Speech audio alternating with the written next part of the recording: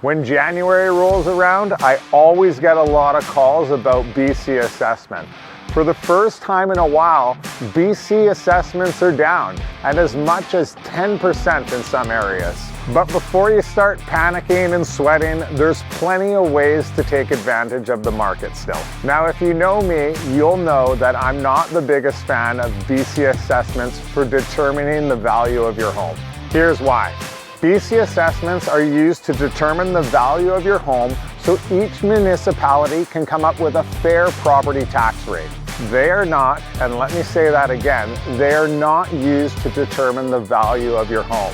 And here's a bunch of reasons why. BC assessments are submitted on July 1st of the previous year, and they're often determined well before that. So how is the information gathered? Well, Google Maps, building permits from each municipality, and you guessed it, old residential sales. It's very important to note that BC assessments can't take renovations or updates into consideration because they just don't know about them. If I prepared a home evaluation for you 6 months ago, would you trust it with the sale of your home today?